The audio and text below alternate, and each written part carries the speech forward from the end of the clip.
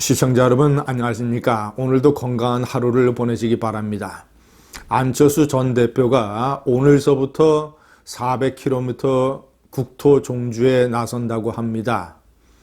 전라남도 여수에서 출발을 해서 하루에 30km씩 달리기를 한다고 합니다. 저는 그것이 선거를 앞둔 정치적인 쇼, 정치적인 이벤트라고 하더라도 나름대로 의미가 있다고 생각을 합니다. 그는 2017년 대통령 선거 때도 120시간 배낭지고 전국 돌아다니기 이 이벤트를 했었습니다. 직접 현장에서 국민들을 만나서 얘기를 듣고 뭔가 자신의 정치 철학을 형성을 하고 이 선거에 앞둔 이 비전을 내놓겠다라는 그런 생각이었습니다. 물론 저는 정치인들이 현장에 가서 사람들을 만나고 얘기를 듣는다고 해서 문제가 해결이 된다고 생각하는 그런 순진한 사람은 아닙니다. 대부분의 경우에 그거는 쇼고 이벤트고 그러나 그 차원을 넘는 무언가를 본인이 하는 방식에 따라 얻을 수가 있다. 제가 오늘 여러분께 말씀드리는 것은 안철수가 다시 태어나야 된다. 안철수가 한국 현대 정치에 끼친 과오의 무게에 비해서 그가 그것을 시정하려고 하는 노력이 그동안 너무 약했고, 안철수가 진짜 정치를 계속하려면, 정치 지도자의 한 사람으로 남으려면 안철수는 다시 태어나야 된다. 무엇을 잘못했고 어떻게 태어나야 된다라는 것을 오늘 제가 정리를 해드리겠습니다. 400km 종주, 하루에 30km씩 달릴 수 있는 것, 이거 아무나 할 수 있는 일이 아닙니다. 독일에서 1년여 동안 있으면서 마라톤을 연습을 하고 또 마라톤을 여러 차례 완주를 해서 엄청난 체력을 키운 안철수, 그런 사람이 할 수 있는 일입니다. 저는 400km 종주를 얘기했을 때 유명한 스페인의 산티아고의 순례길을 생각을 했습니다. 산티아고의 순례길이라고 하는 것은 프랑스의 남부지방에서 출발을 해서 피레네 산맥을 넘고 스페인의 평야와 또는 광야와 또는 이런 야산, 이런 도시, 이런 길들을 거쳐서 스페인의 북서부에 있는 산티아고는 예수의 12제자 중에 한 사람인 야고보의 무덤이 있는 곳입니다. 야고보의 스페인식의 이름이 산티아고입니다. 많은 사람들이 그 순례길을 떠납니다. 유명한 이 노벨문학상 작가 파울로 코엘류, 이런 사람, 그 한국에서도 이제 많은 사람들이 그 여행을 가죠. 그 여행을 갔다 온 사람들의 얘기를 들어보면 눈물을 참을 수 없었다. 내 자신에 대해서, 이런 사람들이 많습니다. 너무나 많은 고생을 치러야 되는 길이기도 하지만 그 길을 걸으면서 내가 살아온 인생을 반추하면서 무엇이 어떻게 잘못됐고 어떤 행운이 있었으며 어떤 인연을 만났고 나는 어떤 네트워크 속에서 살고 있다.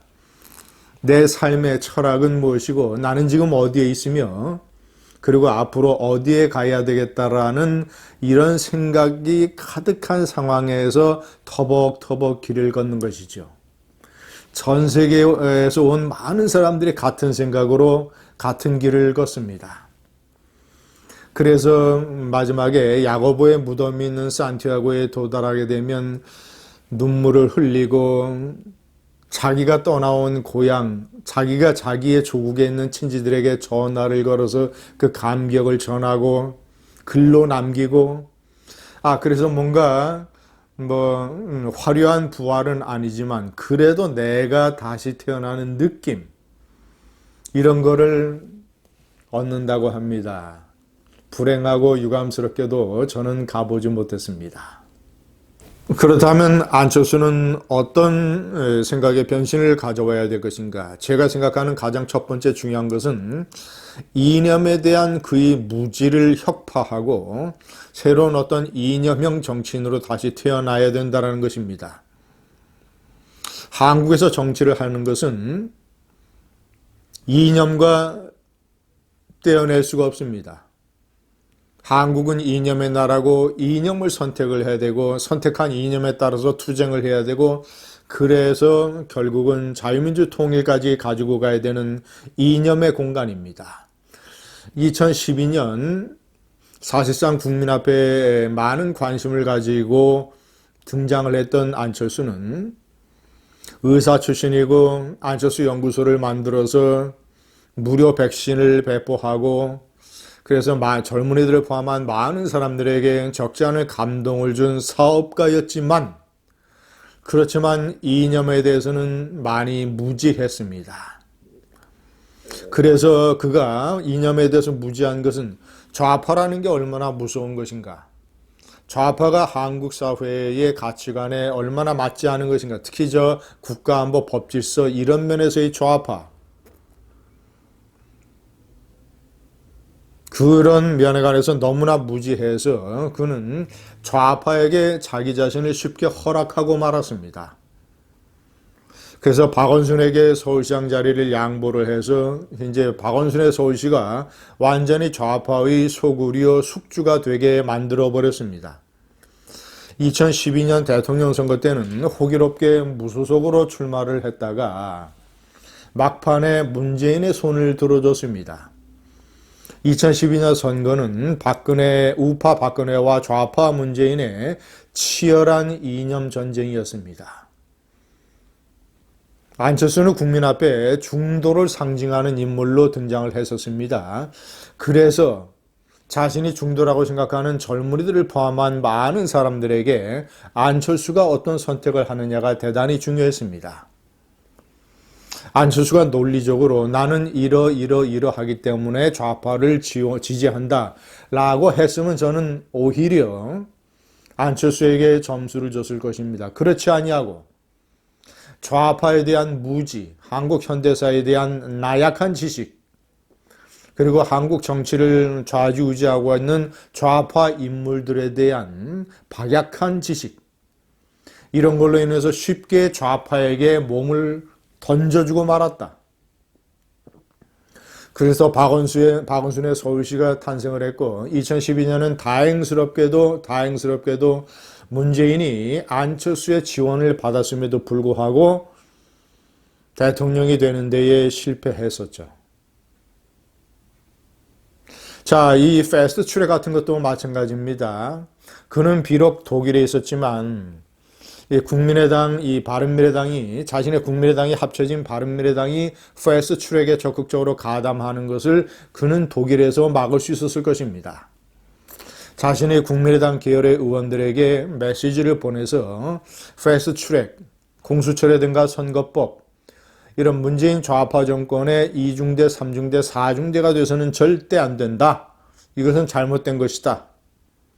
라는 메시지를 보내고 투쟁을 했더라면 제가 5번째 명기한 것이 그런 내용입니다. 많은 국민들이 문재인 좌파 정권의 폭정에 2년, 3년간 신음할 때, 그리고 많은 애국 세력이 광화문에 나가서 목이 터져라고 문재인 좌파 정권과 싸울 때, 자, 그리고 미래통합당, 과거 자유한국당 의원들이 패스트트랙 국회 선진화법에 걸릴 정도로 땅바닥에서 몸을 뒹굴면서 투쟁을 할 때 그는 독일에서 한가하게 조깅을 하고 마라톤 연습을 하고 편안한 삶을 누렸습니다. 시청자 여러분 어떻습니까? 저는 정치적 정치적 이벤트라 하더라도 안철수가 400km 종주의 의미를 완전히 부인하고 싶지는 않습니다. 그러나 제가 얘기하는 것은 안철수는 재탄생해야 된다. 이념형 정치인으로 재탄생해서 이제 앞으로 4.15 총선 이후에 문재인 좌파 정권과 싸우는 반문재인 연합의 적극적으로 동참을 해야 된다. 미래통합당과 당을 합칠 수도 있고, 그러려면 안철수 자신이 심장부터 문재인 좌파 정권의 나라 망치기에 대한 분노로 끌어올라야 됩니다. 400km를 매일 30km를 달리면서 그는 과거 내가 이 나라의 이념 문제에 대해서 얼마나 철저했는가를 반성을 하고 새로운 정치인, 새로운 투사, 산티아고의 길을 걸었던 많은 사람들이 새로 자기 자신을 변화시키는 것처럼 안철수 400km 종주 제대로 하십시오. 감사합니다.